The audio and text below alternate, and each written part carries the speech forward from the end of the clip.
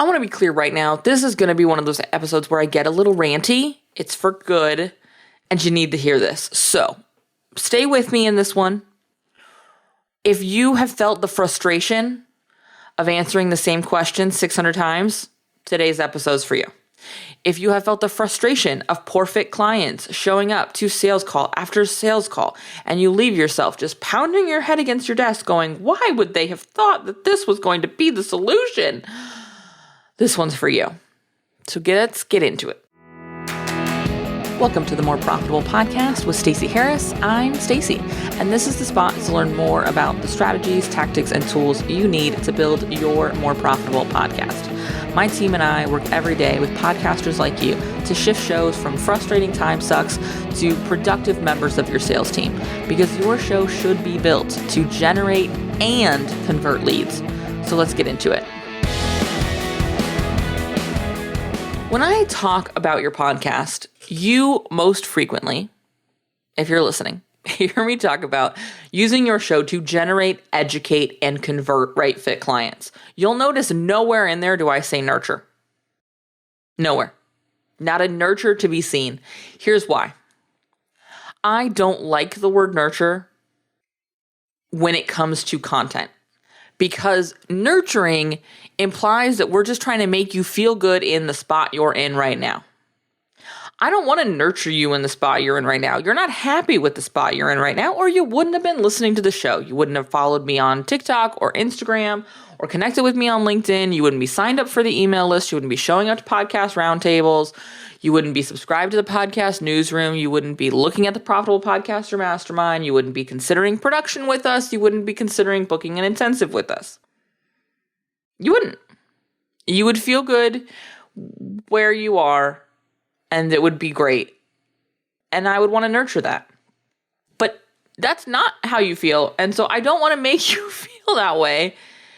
I want to solve the problem that will shift you into just being better. I don't want to make you feel like your podcast process is easier. I want to make your podcast process easier. I want to make you feel like your podcast is more effective. I want to make your podcast more effective. And to do that, I don't need to nurture you. I need to educate you. I want to talk about today this idea of client education, of listener education, because if you can understand this, it will shift the way you think about your episodes. It will shift the way you build your podcast, because you're going to go from building a show and being in your routine of it's another week and another episode to really understanding the purpose of the episode you're releasing and the time you're releasing it.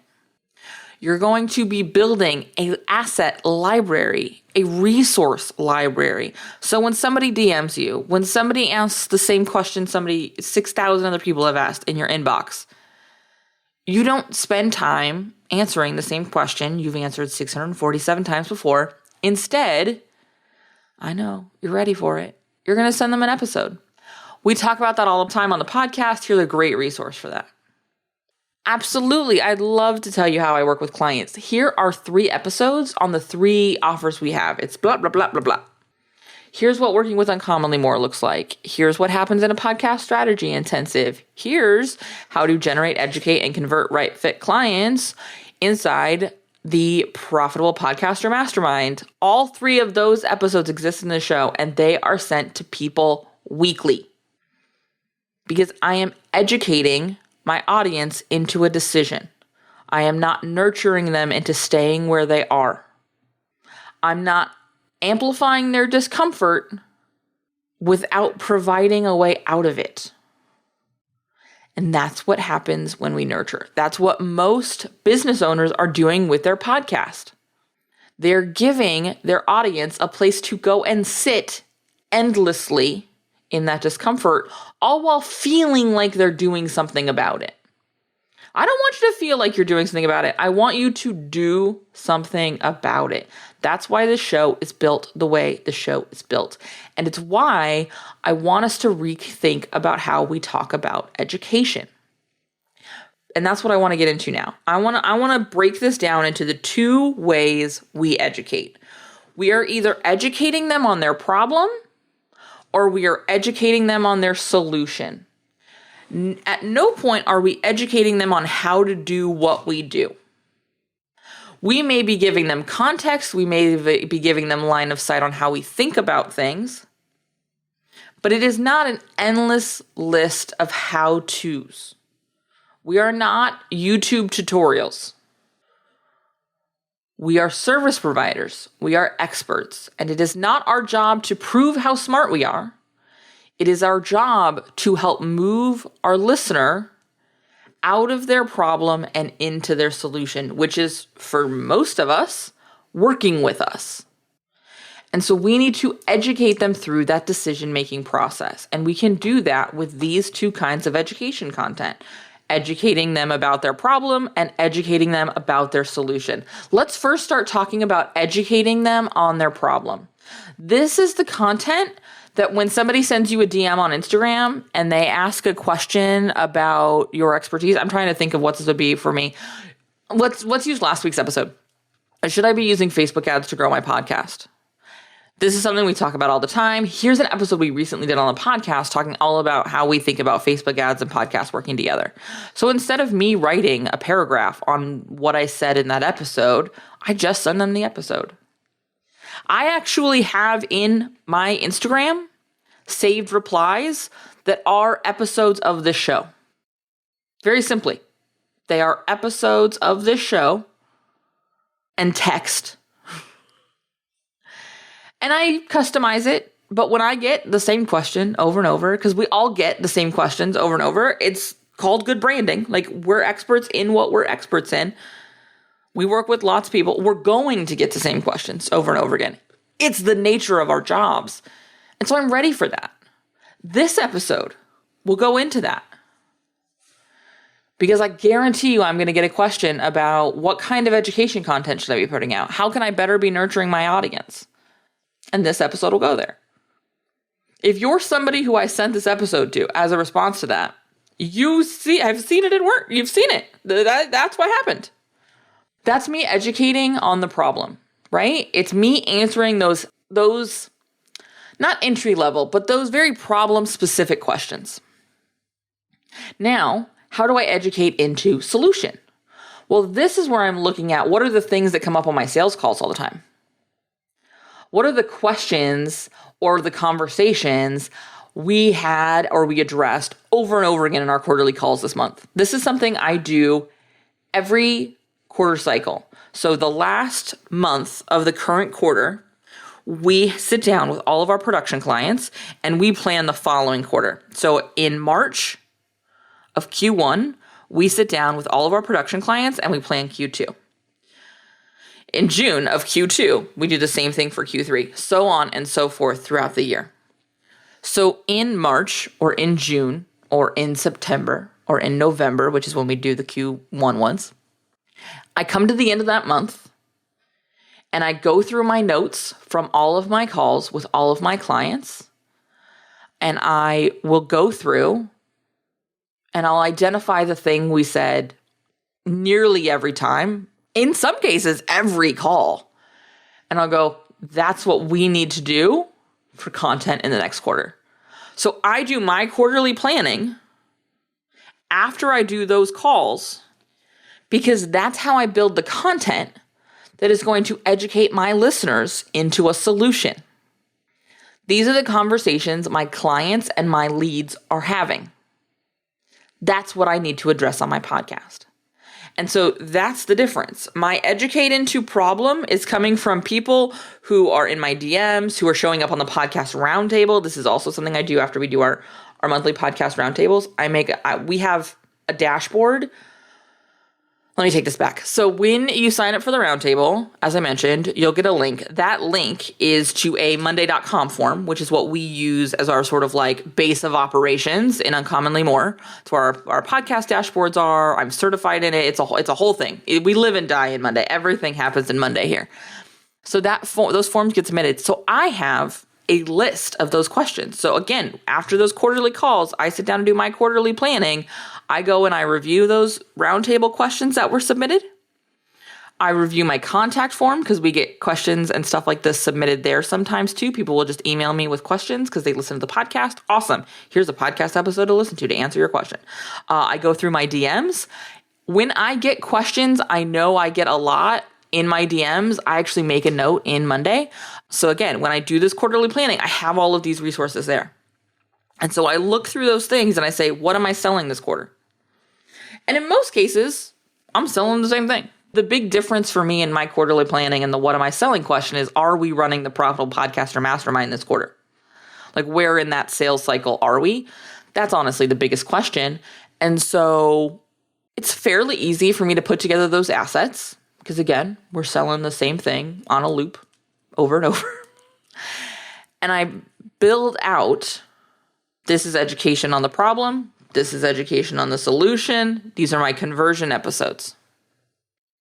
My conversion episodes are made up of social proof, audio sales pages, things like that.